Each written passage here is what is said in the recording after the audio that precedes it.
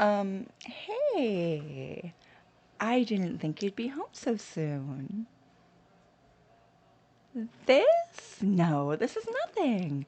This is no one. And if it is someone, then it's nobody you've met. It certainly is not that guy at the bank who bumped your shoulder today and made you drop everything you were carrying. If that's what you are thinking. I know it looks a lot like him, except, in a lot more pieces. But I can assure you that definitely isn't. Right. Yeah. I have a lot of explaining to do, don't I? Well, let me start from the very top, I guess. I'm your guardian angel. Aw, of course I'm real. I've been looking after you since you were born, my darling. It's been my job, as assigned to me by the High Priestess of the Angel Authority, to watch over you and protect you by any means necessary. Now, sometimes I've had to step back and let you experience things like pain and injuries and bullying, but trust me, I did not want to. And every opportunity I could, I've kept you as safe as possible. If you were about to get hit by a car, I would make it swerve and crash into a tree. If you were outside playing and started to roll down the hill, I'd clear the hill of any debris.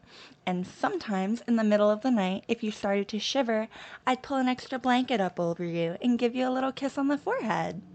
Or the lips, depending on how old you were. It's my job to look after you, darling, but I'd do it even if I wasn't socially obligated by the angel code.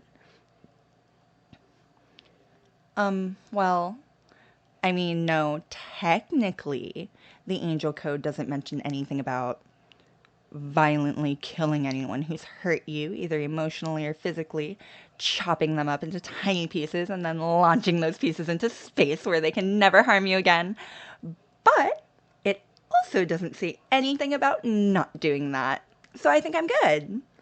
And yes, before you ask, that is why you have not seen any of your previous school bullies for a while. They're probably halfway to Andromeda by now. And yes, it was absolutely my decision to do it. Nobody put me up to it. I launched those jerks into the great expanse by choice because nobody hurts my precious darling without feeling my wrath. You're far too sweet, far too nice, far too wonderful for them to taint with their foul words and heinous actions. You are perfect, and I want you to have a perfect life to match. And before you found out I was doing this, I like to think I was succeeding. I would stay cloaked behind an invisibility spell so you wouldn't suspect that anything was being tampered with as I cast whatever spells I needed to in order to keep my darling happy. Why am I calling you my darling? Well, isn't it obvious? When you've known someone for this long, eventually you start to develop certain feelings for them. I mean, you're my whole world. I know everything about you. I've been watching you for so many years now. I've memorized every single fact about your life, even the ones you don't say out loud. I know your exact height and weight, your interests, your hobbies, your credit card numbers, what foods you do and don't like, every single musical album you've ever listened to and what your opinion on them was, the first and last names of every family member, friend, pet, and teacher you've ever had. If there's something to know about you, I know it. Besides, we'd be the perfect match. I couldn't let any other girls have you. They're mysterious creatures, and while I can do so many things to help you through life, the one thing angel magic can't do is alter someone's mind. So I couldn't make any of those girls into the perfect mate. And you deserve absolutely nothing less than that. So I only had one choice. You know, choppy choppy space, as previously mentioned. And I'm sorry, my darling. I didn't want to ruin your love life, but it's what's best for you. It's still what's best for you, because I'm assigned to you for life. We'll be together forever. Oh, of course I'm not. I'm not a fairy godmother. There's no rule that says I vanish if someone sees me. I was keeping myself hidden on purpose. I thought that if you knew all of the cool stuff that was happening in your life was being influenced by an outside force, maybe you'd think it was less cool. But now that the cat's out of the bag, we can be the couple we were always destined to be.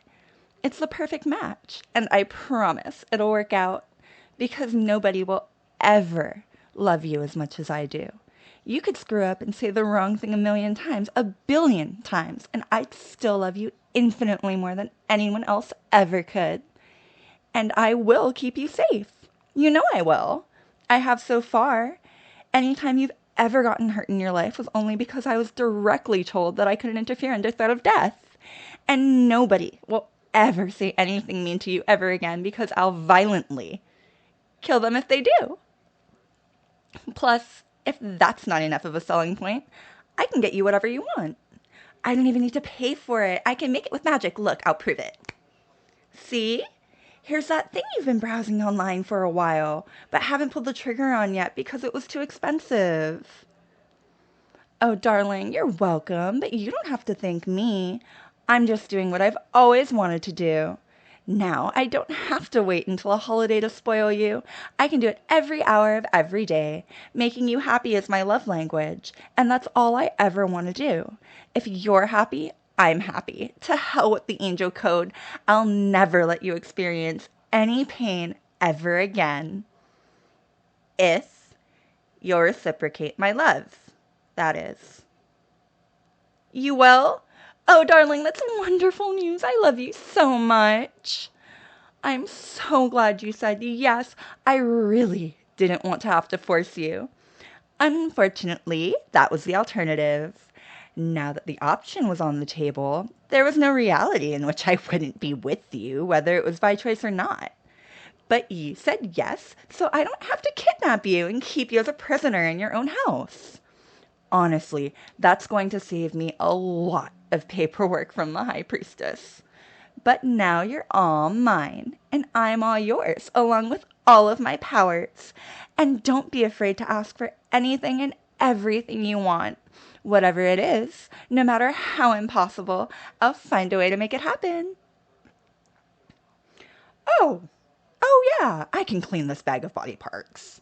Sorry, that's been right in your eyeline this whole time, hasn't it?